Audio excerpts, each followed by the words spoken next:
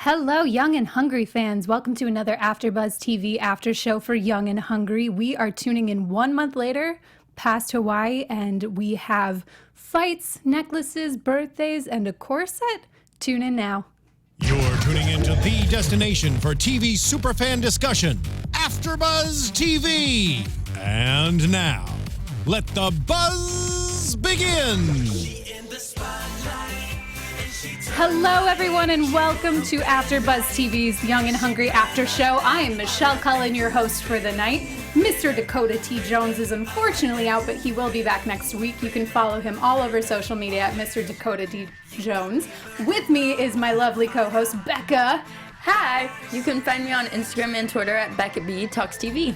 And you can find me on Twitter at Michelle_Cullen. Tonight we are diving into Season 4, Episode 3, Young and Fried. Becca, what are your initial thoughts?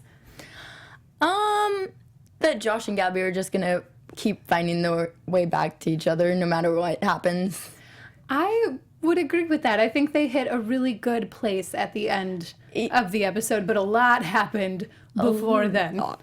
So just starting right off the bat, we have a timeline revealed to us that it is 1 month after Hawaii, and they have not talked to each other at all. And we see Gabi, it's a beautiful close-up shot, and she's saying how good her life is, how great everything is going, and then it kind of pans out, and she is a fry cook at a diner that's around the block from where she lives. But, I mean, hey, if she's enjoying life. Right, cool. And I have to commend her. She left the job that would have inevitably made her uncomfortable and made more awkward situations, which we would have loved, but girl needs some space. And she got a job. She is self-sufficient. She's on her own. I was like, you go, Gabi. Like, I wouldn't want that job, but you go. She backed away from Josh for a month. Yeah, that's impressive. They had no contact. That is, I think that's why we skipped a month. I think so, too. I think that there can't be a lot to share if there's absolutely no contact between those two for a month. Not that, Yolanda,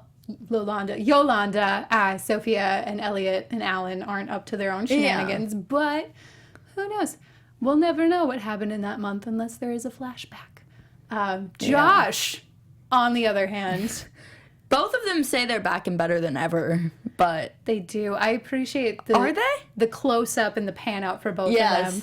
And for Josh, it becomes overwhelmingly apparent that boy does not know how to cook. Yeah. I mean, we knew he hired a chef, and that should have been an inclination. But, like, I can at least make a sandwich. I'm not a cook. I mean, I'm not a cook either, but... Yeah, so the sandwich thing. It's so hysterical. We see him ordering 2 of everything and then 1 fork. And I laughed out loud at the 1 fork because it makes me feel like he doesn't know anything about his kitchen. Like, he doesn't even know where the silverware is that he orders 1 solitary fork.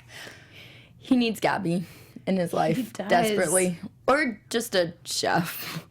He does, and he gained a little weight. Just a little bit. And I mean, people are beautiful at any size, but Elliot disagreed. Elliot just doesn't know when to stop talking in some cases. Elliot is the blunt friend you never knew you wanted. He will point out the obvious. Yes. The painfully obvious. That you don't want to point out. Yep. He is that friend. Good friend. Sweet friend. I mean, he is also the publicist. And it's about kind of his job to point out image. So let's see. Where do we begin? We have 1 month of peace. And then Yolanda's birthday comes up. And she is excited. She has a lot of feelings. Yes. And she wants to invite everyone. Yes. Which is fair. She doesn't know if Gabi and Josh will be able to handle being around each other, want to be around each other. Yes, and to her credit, she asked Josh if that was okay. Yes, she asked. She got an okay.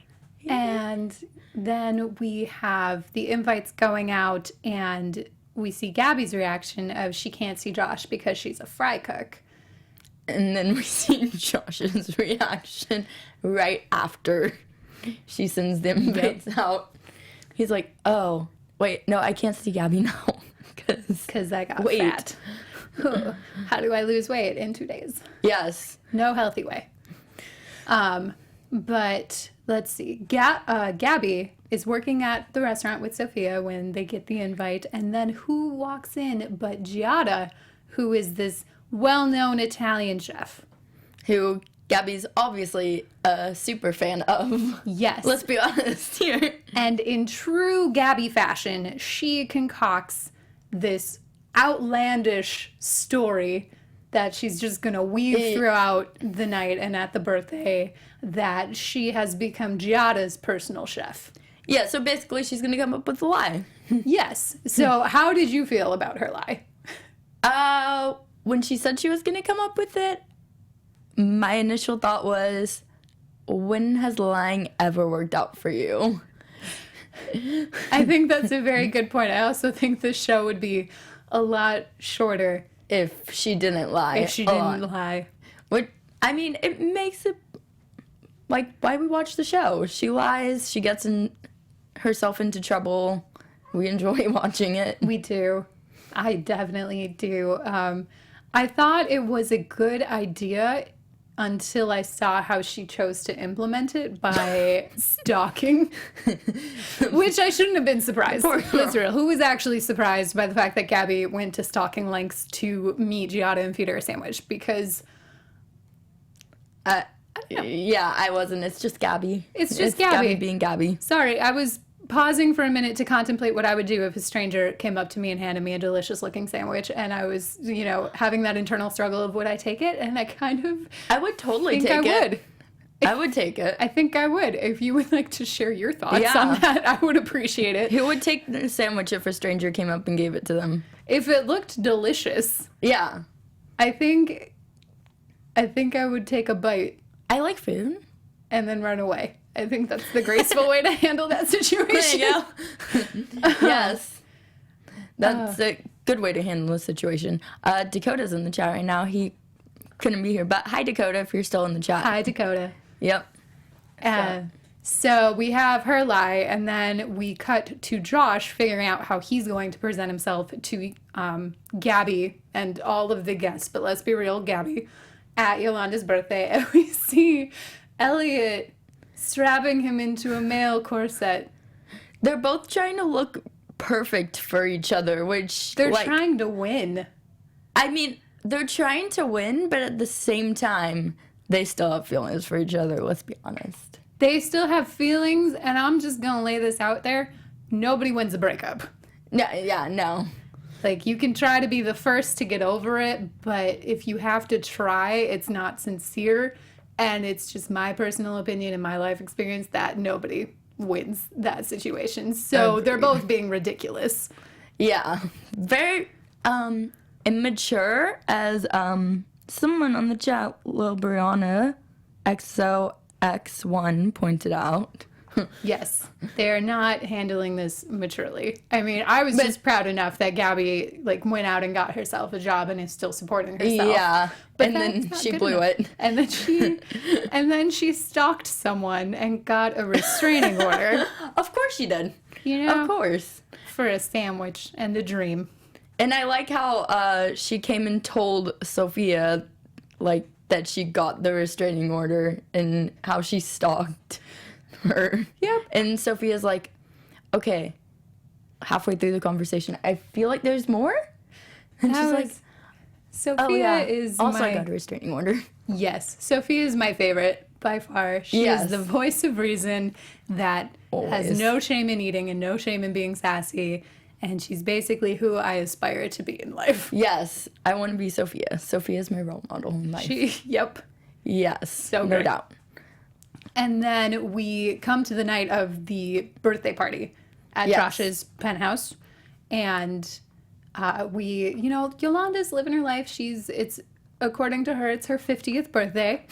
And it's exciting. And Elliot had seen Gabby working at the diner. So Josh already knew that Gabby was lying. So he word travels fast when Elliot sees something, apparently. So don't tell Elliot your deep, dark secrets. Just don't tell Elliot anything. Don't invite him places. No. Don't. Bad idea to tell him anything. Yep. So Josh, instead of being mature, being the older, mature person in the situation, invites Giada to be the caterer for Yolanda's birthday. To kind of shove it in Gabby's face that she's not better off. Yes, and to catch her in the lie. Yeah, He and just to catch wanted her in to the do lie. that. But Becca pointed out that Josh is acting more like a child than Gabi. Oh, absolutely. I mean, he also is hiding more physically. Yeah. Just in there. He's hiding more physically and emotionally. Yes. He's just tied it all in there. Gabi is a little more together. A little more? I think so. I think throughout this episode, she's proven that she's grown in maturity, even though she's still doing these ridiculous concocted half-brain schemes. Yeah. And as the party goes on, she's caught in the lie, and then Yolanda decides to open her presents on the balcony of the top floor of a building. And no, bad idea. Next to the balcony, right next to the balcony. Right next to it, just dangling it over because it glistens in the moonlight, especially over the railing. Yeah, it's fun fine. idea. I don't hold anything over balconies. If I'm holding anything, I'll stand like 10 feet away from the balcony. Yep. Because I'm prone to drop stuff. Yep. So, it's just not a smart idea. I took pictures of the Empire State Building from like 5 feet back. there you go. Over the balcony because I was irrationally afraid of dropping my phone through the fence because other people were just reaching their arms out of it. And just live your dreams, but I choose not to do that. And inevitably, Josh's corset breaks, which we all knew was going to happen. It had to happen. He's eating. It's too good of a bit. One bite of the cake. And his corset breaks. And the corset breaks, and a button pops, and it hits Yolanda in the face, and she drops the necklace. And chaos. Ensues. And it's just so sad. And then Gabby's hanging from a ladder that seems precarious at best. Yolanda, okay, let's pull out a ladder because someone's going down the balcony to get it. Gabby's like, oh, I nominate Sophia. And Sophia, in her true form that I love and admire, is I'm the only one who didn't do anything wrong. I'm going to eat my cake over here. Yeah, I'm like, bravo. Yep. Yes. So true. Voice of reason. Yes. As we say, like every after show. Yeah. Definitely the voice of reason. The absolute voice of reason. And Gabi gets the necklace, but then she and Josh get in another fight while she's hanging on this ladder over the side of a building from the top floor. It's fine. And the necklace falls. Casual fight. And they can't find it. And the necklace was from Yolanda's daughter who couldn't come home from overseas. And Yolanda's pretty brokenhearted about that. Yep. And Yolanda yells at everyone because it's her birthday. And it's if you do what you want on your birthday. They ruined her birthday. They ruined it. They were selfish. And so the next time that we see everyone, it's in the diner that Gabi works at. And Josh and Gabi have come together to let go of their differences, which is the mature thing to do. And it should probably happen first. Yes. Just to be frank. And Yolanda makes a joke about an intervention, which I loved. And then whips out a full bottle of liquor from her purse. Of course. Like she's Yolanda. Like a big bottle. She's always carrying something in her purse like that. I know. It's just so funny. And then it was fine. And then, what did you think of their surprise? This whole scene, I loved. It was very sweet. I was glad that Josh and Gabi were together and, like, not fighting anymore. And acting mature, being friends, not worrying about, like, relationship side of things. And then I actually wasn't expecting her daughter to come out. I wasn't even thinking about that. And I thought it was the sweetest, most heartfelt thing ever. I agree with that wholeheartedly. I think when you get the opportunity to see the videos online that people share of surprise visits from loved ones in the armed forces, it's really just a heart-warming experience that everyone can have empathy toward and kind of relate to. And for it to be incorporated in a show that's usually sassy and full of shade and just really just a great heartwarming moment, it was like, oh. It was a good note to end the episode on. It was. It wasn't the final note that the episode ended on, but it was a very good thing after all of the fighting, and Josh and Gabi were finally getting along again and decided that they were ready to be friends, and he offered her her job back. And I was so proud of her. For saying no. That was awesome. I was shocked. She has grown so much. I'm so proud of Gabi. I was shocked. She's a fictional character, but I'm proud. I was kind of sad that she said no, but at the same time, I was like, oh, okay, good for Gabi. You need more time away. Just be friends for now. Because whenever she's working for Josh, trouble happens. Oh, absolutely. Trouble is around. Yep. When they're together. So I thought that was a really good development in their relationship. And it kind of shows, like, eventually they might get back together. Yeah. But right now, it's not going to be that same boss-employee relationship. We're going to see them in a different way. Yes. Than we've previously seen them. And so that was just two really good notes to end on. And then we had the beautiful cutaway clip at the end, which was just aggressive. And I felt bad for Gabi. What did you think? Kind of.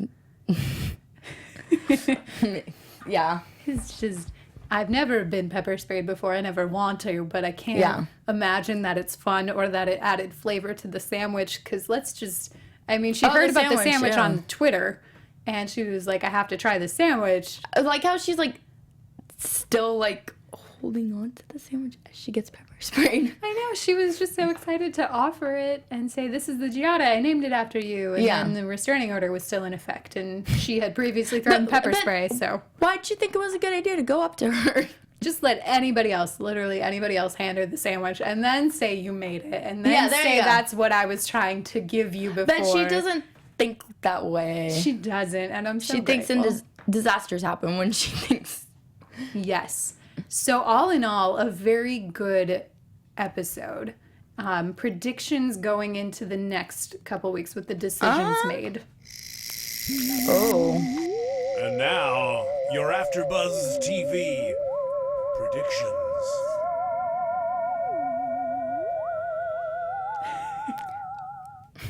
From Twitter, I know that David Holden, the creator, said that Gabi and Josh are going to end up together at the end of the season, but there's like a twist. Ooh, a twist. So That's I'm intriguing. trying to think of what that twist might be. I don't even know. I feel like it's a friendship thing, but I hope it's like them together. Okay, interesting. I do not think, and I could be very wrong because timing changes. I don't think she's going to go back to work for him for this season. That's it. Yeah. Yeah. I think she's just going to work on herself. And try and get over Josh Yes. and move on, maybe. Yes. It'll be like more dating other people. That would be good for both of them. I would be excited to see a couple different relationships before they come together. But something I would like to see is them like not dating at all, period. Because whenever they say they're not going to date, I feel like something always happens and that whole plan gets messed up. So them not dating would be something kind of cool to see. Them just getting into trouble on their own. Interesting. This isn't really a prediction, but I would love it if a previous character came back. Like Josh's brother came back for a couple episodes, Yes. or Jesse McCartney's character came Yes. back, Cooper. I want Cooper to come back. Just a fun throwback. I want Josh's brother to be with Sophia still, so Yes, that is the dream. yes, I ship it. Yes. Hardcore.